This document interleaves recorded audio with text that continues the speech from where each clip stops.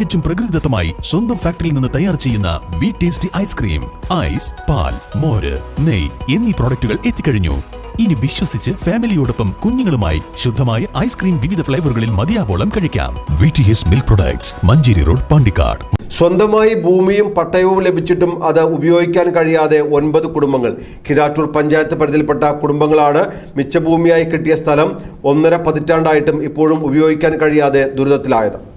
കിഴാറ്റൂർ വില്ലേജിൽ മുള്ളിയാകുറിശി മലയോട് ചേർന്ന് 65/1A1 survey നമ്പറിൽപ്പെട്ട സ്ഥലം മിച്ചഭൂമിയായി ബന്ധപ്പെട്ട കുടുംബങ്ങൾക്ക് നൽകാൻ 2009 ഡിസംബറിലാണ് ഉത്തരവിറങ്ങിയത്. 2010 ജനുവരിയിൽ കുടുംബങ്ങൾക്ക് പട്ടയവും വിതരണം ചെയ്തു. 9 കുടുംബങ്ങൾക്ക് 20 സെന്റ് സ്ഥലം വീതമാണ് മിച്ചഭൂമിയായി ലഭിച്ചത്. എന്നാൽ ഈ സമയം തന്നെ ഭൂമി അതിര് തിരിച്ച് നൽകാത്തതാണ് വിനയായത്. കിഴാറ്റൂരാണ് താമസം. കിഴാറ്റൂർ സ്വദേശികളാണ്. 2010 ഞങ്ങൾക്ക് ഇവിടെ മുള്ളിയാകുറിശി ഏരിയയിൽ ഞാനടക്കം 10 പേർക്ക് മിച്ചഭൂമി കിട്ടിയിട്ടുണ്ട്. ഇവിടെ 2010 ശേഷം 2018 വരെ ഞങ്ങൾ നികുതി അടച്ചതുമാണ്. 2018 ശേഷം ഞങ്ങളെ കയ്യിൽ നിന്ന് നികുതി സ്വീകരിക്കുന്നില്ല വില്ലേജിൽ. അതിൻ്റെ കാരണങ്ങൾ ചോദിച്ചപ്പോൾ അവർ വ്യക്തമായിട്ട് കാരണം പറഞ്ഞു തരുന്നില്ല.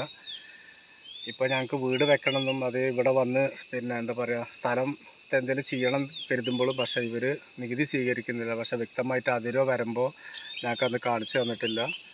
ഇതോടെ വർഷങ്ങൾ കഴിഞ്ഞിട്ടും മലഞ്ചെരുവിൽ പരന്നു കിടക്കുന്ന ഭൂമിയിൽ ഓരോരുത്തരുടെയും സ്ഥലം എവിടെയാണെന്ന് അറിയാത്ത സ്ഥിതിയിലാണ് ഗുണഭോക്താക്കൾ.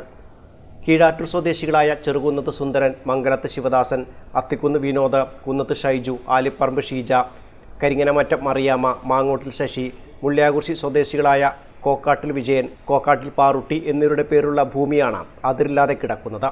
ഇവരിൽ മിക്കവരും വർഷങ്ങളായി നികുതി അടച്ചു പോന്നെങ്കിലും ചില സാങ്കേതിക കാരണങ്ങളാൽ പിന്നീട് നികുതി അടയ്ക്കാനും കഴിയാത്ത സ്ഥിതിയിലാണ്.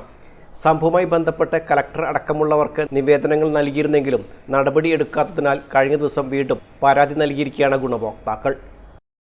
2018 ഞങ്ങൾ മുഖ്യമന്ത്രിക്ക് പരാതി കൊടുത്തിട്ടുണ്ട്, കലക്ടർക്ക് പരാതി കൊടുത്തിട്ടുണ്ട്, തഹസിൽദാർക്ക് പരാതി കൊടുത്തിട്ടുണ്ട്, വില്ലേജിൽ പരാതി കൊടുത്തിട്ടുണ്ട്. പക്ഷേ ഇതിനൊന്നും ഞങ്ങൾക്കൊരു മറുപടി ഇതുവരെ എവിടുന്നും കിട്ടിയിട്ടില്ല.